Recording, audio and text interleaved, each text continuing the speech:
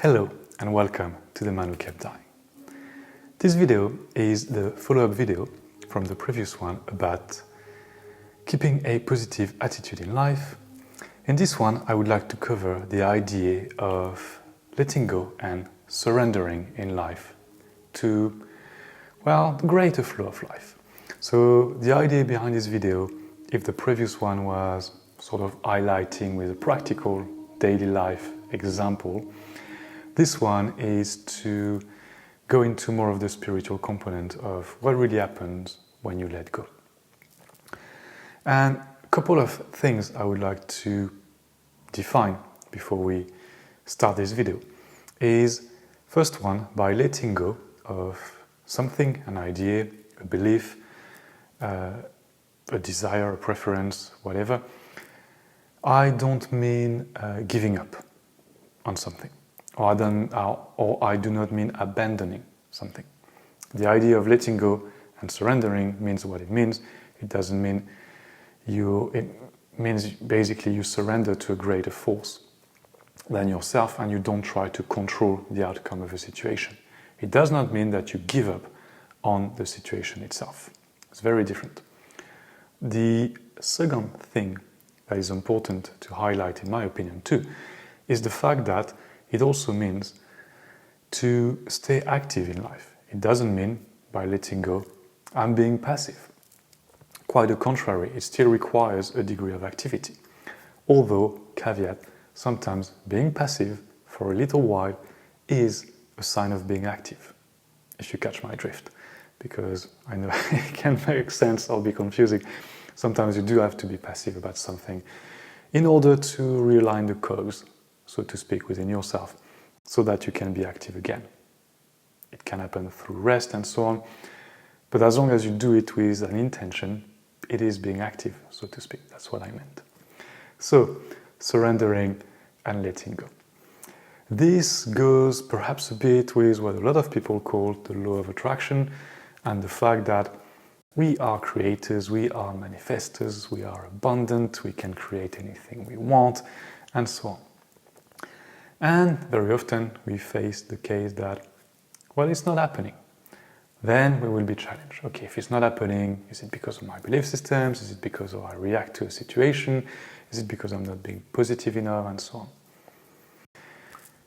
There's more to letting go than just those things. And I've experienced it quite personally over the past few months through everything I've gone through. And what I've realized is that it goes a level deeper or beyond the principle of manifestation. Very often when you hear about manifestation, you're being told that you need to focus your attention on a specific outcome or set a preference about something, and in a way be dead set that this is going to happen this way. Let me tell you one thing, this is very human. You're going to fail. You may make it happen depending on what it is, but in some instances there is something that plays at a higher level that's not going to make it happen. So I had my preference set on a specific outcome, but I also knew the importance of letting go of the outcome. And by letting go of the outcome of a situation, surrendering to the flow of life, which by the way is your own personal flow, meant to me that this is my preference, universe, hear me out. However, if it doesn't happen this way, I'll have to figure out why, and there probably is a greater reason for that. And despite having a preference about a specific situation, what the universe served me with was the exact opposite of my preference. And I was left a bit surprised, not to say flabbergasted at that, because I thought like I had applied all the principles of manifesting. And yet, the exact opposite thing was happening to me. So, on the moment, I could not really understand why. Fast forward a few months later, now it all makes sense. That by the very simple fact of me surrendering to the flow of my own self, of my higher self, what I am now experiencing in my life is the best possible outcome for myself. that outcome did not match my preference. And this is the important point about letting go and surrendering. You really, really, really have to accept that you may have a preference, but that life will not give it to you necessarily. And why is that? Because life will give to you something better in return. Something that you cannot even see. Something that you don't even know is there for you. But when you find it, you can look back and say, now it makes sense why things did not go my way when I wanted them to go my way, and I did not understand on the moment. And what I've also come to realize is that sometimes by aligning yourself, as I said in this series of videos, having or paying attention, to the fact that every situation is neutral and it's all and it's the meaning you assign to a situation that matters more than the situation itself. By checking your belief systems, what is preventing you from being the best version of yourself, by being your authentic self as much and as best as you can, keeping a positive attitude, and now by letting go and surrendering to the flow of life, things do happen. And one thing I realized was that very, very, very interestingly for me, it's almost like a parallel life was sort of being there and has been mapped for quite a few years. I was completely unaware of it, and I was living my life here, but that parallel life was still going. And in order for me, because that's the best outcome for me, this sort of new life, I could not stay on that track. I had to shift track. And the best way to shift track was to slowly align myself to that new parallel life, so to speak. And how do you do that? Well, you change your attitude. When things don't go your way, you accept that they don't, and you accept that there is a reason why they don't. You need to take a good hard look at you, which I did. It's a very difficult exercise to do, I admit it. Hence me sharing not everything, but as much as I can in order to help if it helps. But that realization now of seeing synchronicities that can date back 10 years for me, and realizing that they all make sense now. And perhaps I would have never aligned myself with that best possible outcome if I had not gone through that journey of changing myself. Or perhaps I would have, because I tell you one thing that I do strongly believe in, and that's a belief system. Before we come in our human lives, we do have a blueprint. I was certainly destined to meet death 5 times because there was something I needed to learn about it. And I made sure that this would happen frequently enough, and for example then would give me the idea of writing the novel, The Man Who Kept Dying. Then there are things that you cannot deny. In my case, when it came to the novel, The Man Who Kept Dying, I did not know it would be the novel, The Man Who Kept Dying. But I knew since I was a teenager that one day I would be writing a book, and that book would be inspired by events that have taken place in my life. I cannot explain why. I had the idea when I was a teenager also that I would need to go and live in an English-speaking country.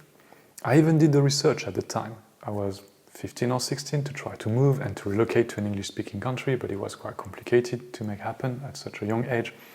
So I did not. However, at the first opportunity in my professional career that I had to go and live in an English-speaking country, I grabbed it right away. And I went thinking I would spend a couple of years in the UK and spent almost 13 years of my life. So those things, I believe, are little messages that are here to remind you. Sometimes you don't see them, sometimes you don't understand them, sometimes you know them within yourself. That is your blueprint. And yes, I also believe that at any time I had faced death, I could have gone. And there's certainly, if you watch the video about time, a version of me that has died, and there's that version of me right now that has continued to experience physical reality and life as a human. But coming back to the blueprint and all the synchronicities about this sort of best possible outcome, there also is, because everything's been mapped out, the possibility of being the best version of yourself. And if you have watched the multiple videos of this series, I woke up one morning with that sentence of, now it's time to be the best version of myself. And for example, I can't give you, or I cannot share the exact details, but there is something that has, alongside, living in an English-speaking country, writing a book, there were a couple of financial elements to me that were quite important from a very young age to achieve before a certain age. I do not wish to share the exact details, but basically I had set myself some financial targets before the age of 40. When I was in my 30s, I thought I would never be in a position to achieve them, yet I did at the age of 38. So even sometimes when you think something's not going to happen, if you have that hunch, if you have that belief, if you have that voice in your head that says you need to do that, I think you're meant to manifest it some way, somehow. Now I can also look back and realize why it was important that those financial elements were in place before I was 40, for example. There's another one. This one is so personal that I'm sorry I cannot share it. But it so corresponds to what I'm explaining. It's difficult because I do not wish to share too much, but I have to sort of share a bit for the story to make sense.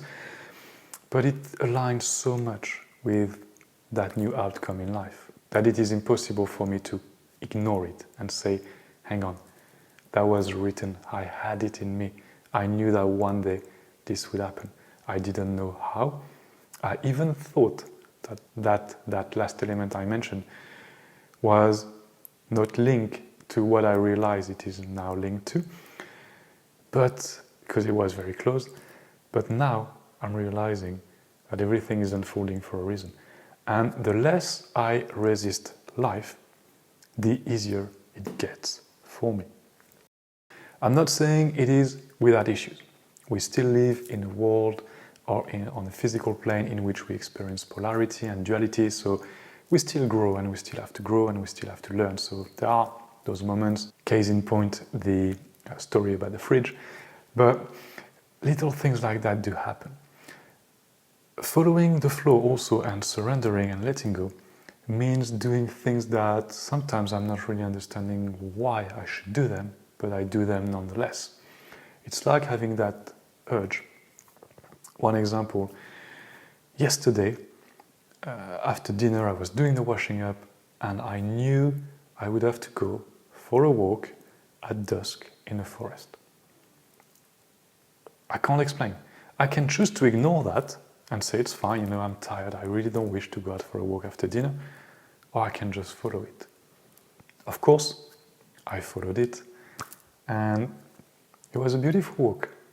I literally, very quiet, it ended up being nighttime, and although it's a new moon, I could see enough of the different paths, and there was an encounter at a spiritual level that happened and that took place in that forest. So it was not a long walk, but as I arrived and I parked the car, I kind of knew who and what I was going for and or whom I was meeting from a spiritual standpoint. And I know this part of the story may sound a little weird, but I'm very accustomed and I'm very used to receiving messages sometimes from spirit, usually in dream state, but I receive them more and more even when I'm just awake. So this time it was quite specific and it was quite interesting to do as an experience too. Was it part of my blueprint? Certainly. Did I let go and surrender to the flow of life? Yes, I did. What will it lead to? I have no idea yet. But one thing I do, which is the main point, is I trust. And in conclusion of this video, if there was only one thing you should do when you start surrendering and letting go, is to trust. Trust. Trust with the utmost degree of trusting that what's coming is what is best for you. And it may take you in a direction that's not the preferred one to start with, but ultimately it will send you back to exactly where you need to be in life. And remember, you are always at the right time, at the right place, experiencing the perfect situation, even when it makes no freaking sense, even when you hate the situation you're going through. When I was in hospital in 2018, trust me, I had no understanding whatsoever of why I was meeting death once more and why I would have to go through a potentially complicated surgery once more in my life. Today, I can look back and say, in a way, it was part of the plan, it was part of my plan. I now can be grateful for the fact that I'm still alive and enjoying life in ways I never could prior to that. So there you are, allowing and letting go. I hope this was an interesting content for you. If you have stories that have happened to you in moments where you really had to let go or allow or surrender to the greater flow of the universe, then please share them. It's always interesting, and there are lots of people looking for those stories anyway because they're quite enlightening. One little thing I will add before wrapping up this video is trusting is all well and good, but you will still have doubts from time to time. I still do. Even though I could have all the signals about something, all the synchronicities, and all the doors are open and saying like, this is the direction you're going towards. And you can even see with a degree of clarity that is amazing the outcome. For some reason, sometimes it's very human. You keep doubting about it because you like, okay, I need more synchronicities. Well, how many more do you need when we've already given you so many? All right, surrender, let go. It's going to happen. Just trust. How? Doesn't matter. The how is not your problem because it's about the journey. The destination, you will enjoy it, and you will enjoy it even more once you've gone through the journey. So let go of the how, surrender to the flow of life, and enjoy your best possible life. Sending you much love. The next video, I don't even remember what the topic is meant to be. I'll figure it out, or I'll find out when I prepare it. Until next time, be positive, surrender, let go, enjoy life, and of course, stay conscious, my friends.